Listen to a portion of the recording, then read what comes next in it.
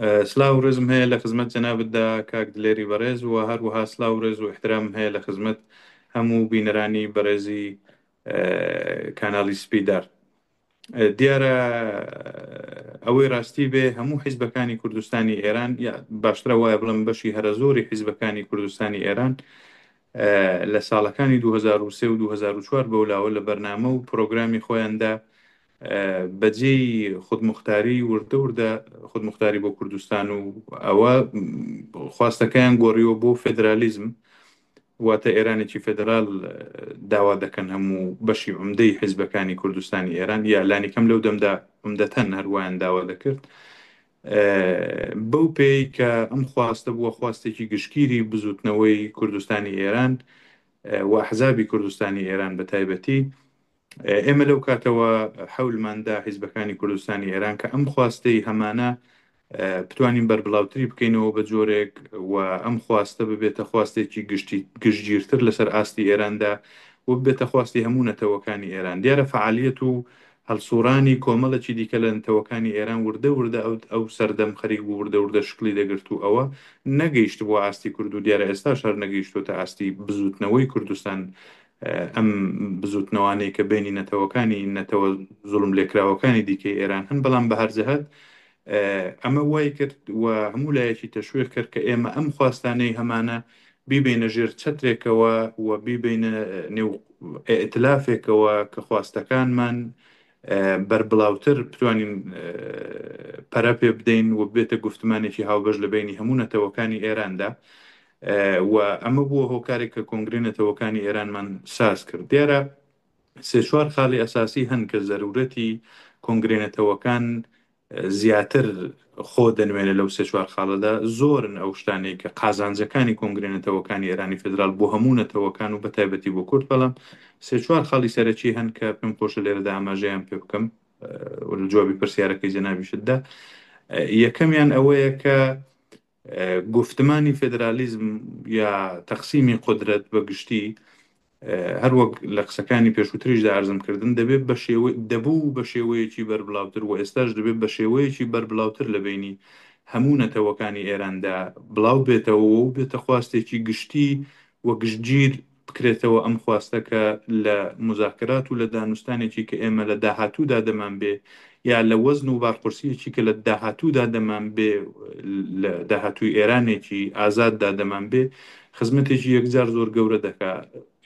ئێمە بمانەوێ و نەمانەوێ ئێرانی داهاتوو نەتەوەکان بە تاک هەر کام لە نەتەوەکان لە ئەقلیەتێکی زۆر مطلقدان و ئەوە لە داهاتوودا بۆ هەموو نەتەوەکان چ لەباری ئەگەر ڕێی و دەنگ و دموکراسی بێ و چ لە بواری حتا هێزیش بێ و بەکارهاتنی سەنگی هێزیش بێ لەو بوارانەدا ئێمە تووشی مشکل دەبین. بۆیە یەکخستنی ئەم دەنگانە بۆ داهاتووی ئێران و بوونی ئێتلافێک بە نێوی کۆنگرێ نەتەوەکانی ئێران بۆ داهاتووی ئێران زۆر بە قازانجە و هەروەها ئێستاش ئەم بەربڵاوبوونی ئەم خواستەوە بڵاوبوونەوەی ئەم خواستە و ئەم گفتمانە لە سەرتاسەری ئێراندا و لە نێونەتەوەکاندا دەتوانێت بیکاتە گفتمانێکی بەهێزتر لە نێو ئۆپۆزیسیۆنی ئێرانیدا و وەزنێکی قورستر بە هەموو حیزبەکانی ئەم نێو ئێتلافە دەدا.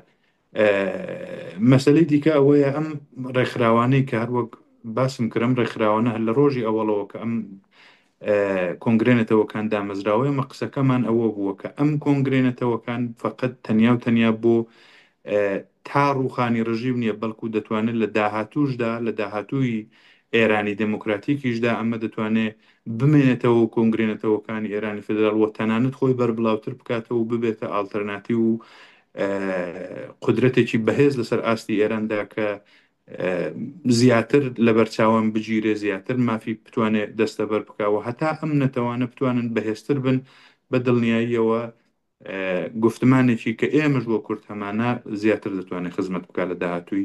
لە داهاتوودا بە نەتەوەکان و لەسەر ئاستی ئێرانیشدا.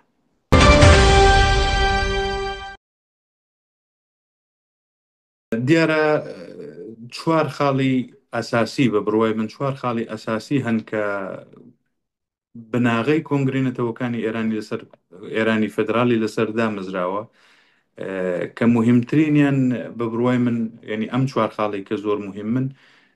دموکراسی، سێکولاریزم،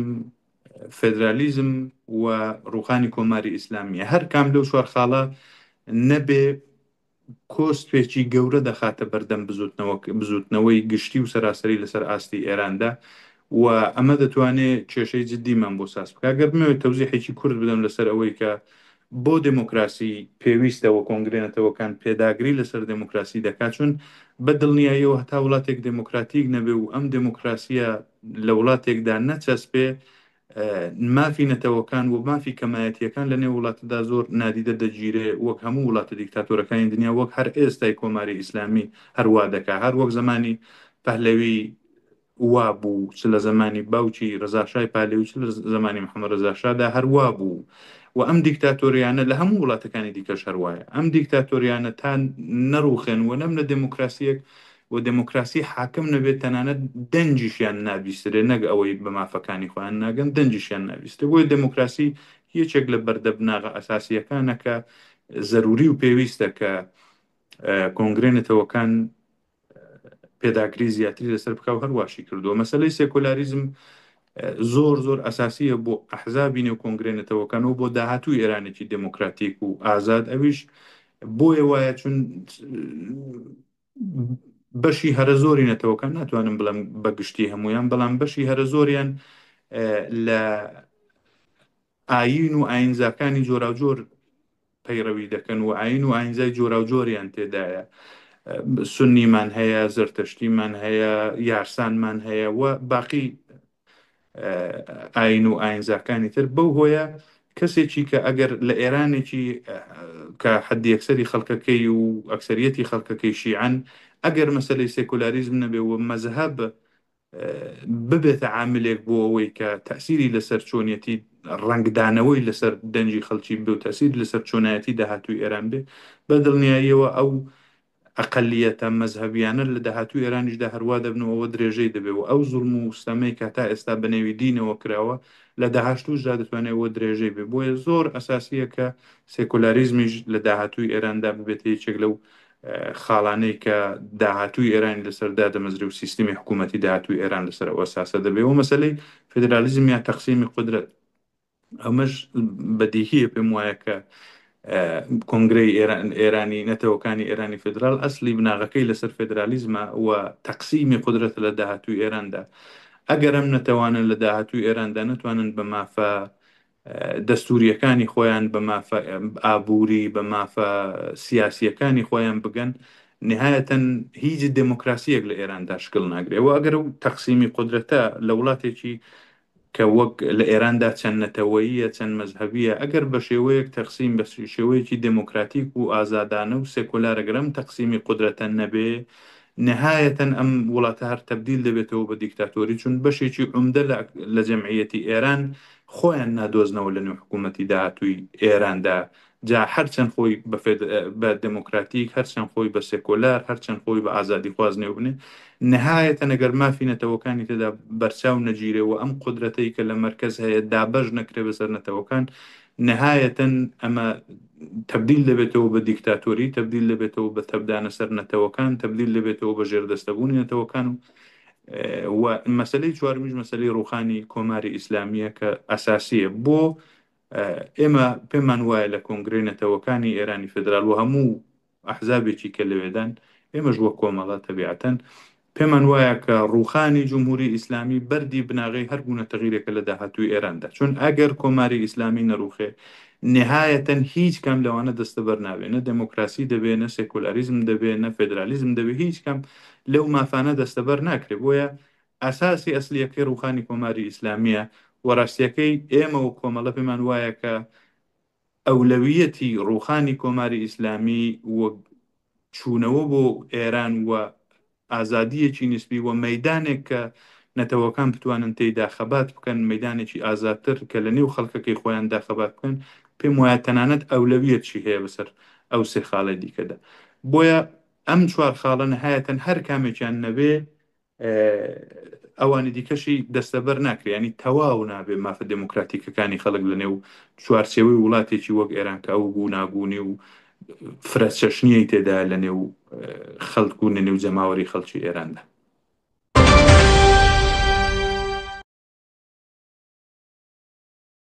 ڕاستیەکەی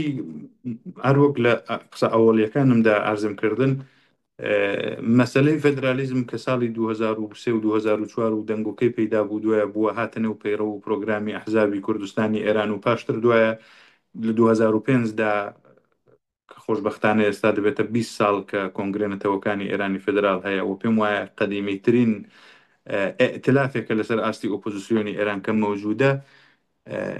ئەوایل کە دەستمان پێکرد زۆر یا گفتمانی فدرالیزم دەستمان پێکرد بە تەوزیح و تەرویج و مزاکرەکردنی لەگەڵ لایەن و تەرەفهای جۆرە و زۆر لەسەر ئاستی ئۆپۆزیسیۆنی ئێرانی. ئەو کات زۆر تابوو بوو و زۆر سونەچکێنی بوو تەنانەت بەحثکردن لە فدرالیزم و تەقسیمی قودرەت لە داهاتووی ئێراندا، چون ئەم بەحسە ئەگەر کرابوو تا حدێک لەسەر کوردستان لەسەر مەسلەی کوردستان خەڵک دەیزانی لە ئاستی ئێراندا، ئەویش ناڵم بەگشتی هەموو ئێران دەیزانی، بەڵام ئەو بەحسە مەترح بوو کە مافێک خەڵکی کورد داوای مافێک دەکەن و ئەو مافە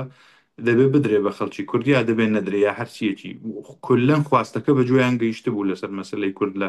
انقلابی 50 و بەحسە بووە تا دواتریش تەبلیغاتی کۆماری ئیسلامیوانە. بەڵام بە هەرجەهەت ئەم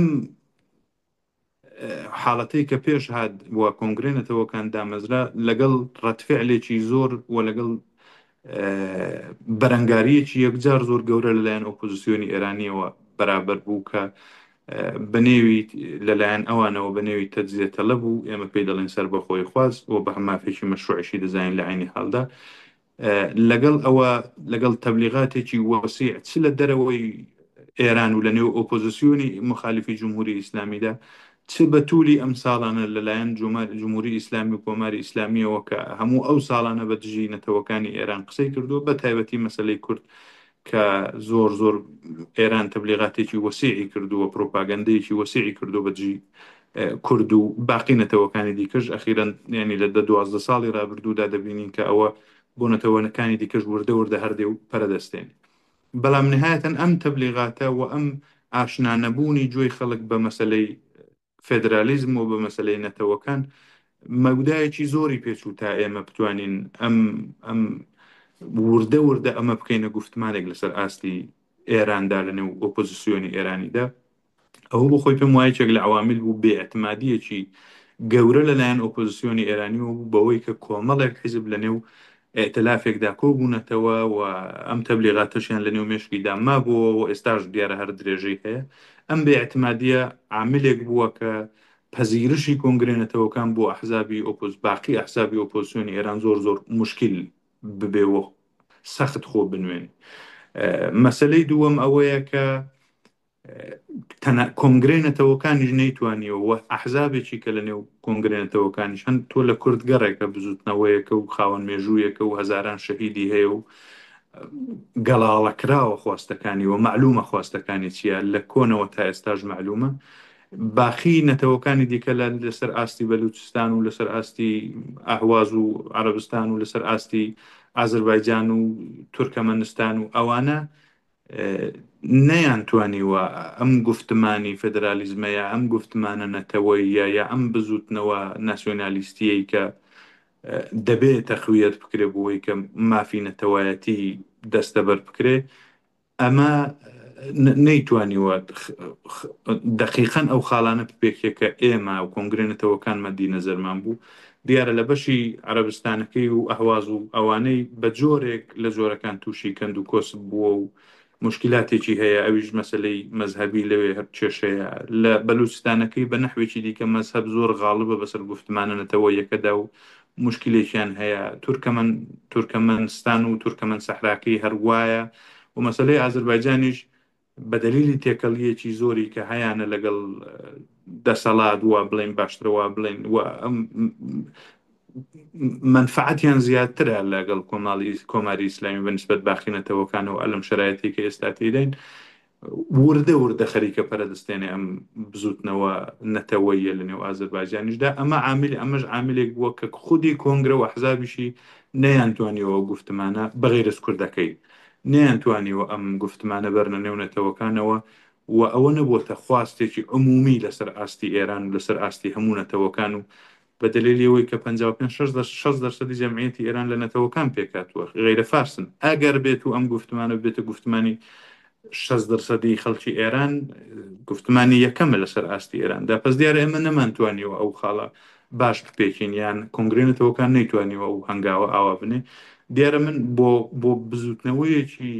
کە لەسەر ئاستی وڵاتێکیشدا شکل بگرێ 20 ساڵ زمانێکی زۆر نییە لە تەمەنی بەشەرێک زۆرە بەڵام لە دەورانی گۆڕانکاری سیاسیدا دەورانێکی زۆر نییە پێی دەچێتە ئەم خواستە دەبێتە خواستێکی گەورە ئەم نەتەوەکانی ئێرانیش تۆ دووبارە ئەرز دەکەمەوە لە مەسلەی کوردگەڕێکە خواستەکانی جۆرێکی کەیە تلویزیۆن و ڕاگەاندن هەن وڵاتانی دیکە بەهایەکی وڵاتانی دیکە منزورم تلویزیۆنەکانی دیکە بەهایەکی کردن ئەوی دیکەسن دەنجیان بە نەتەوەکانی خۆیان ڕناگا کە ئەم بزوتنەوەیە بە نەتیجەی لە نەهایەتیشدا کۆنگرێنەتەوەکان دروستە کە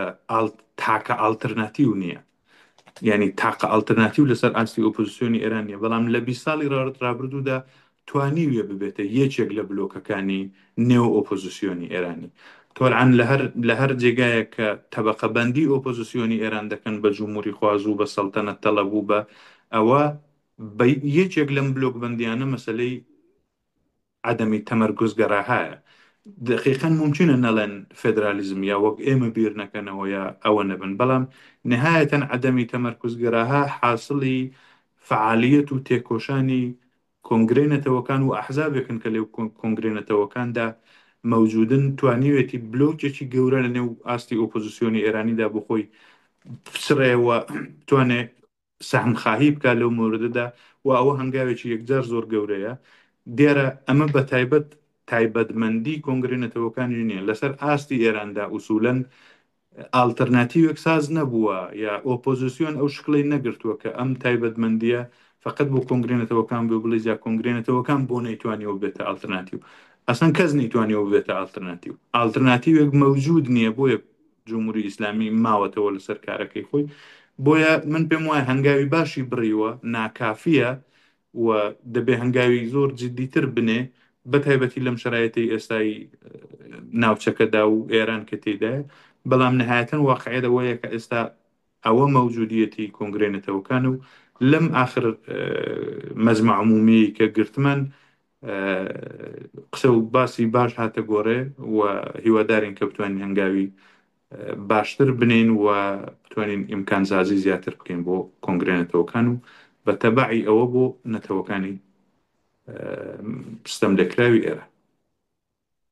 زۆر سپاس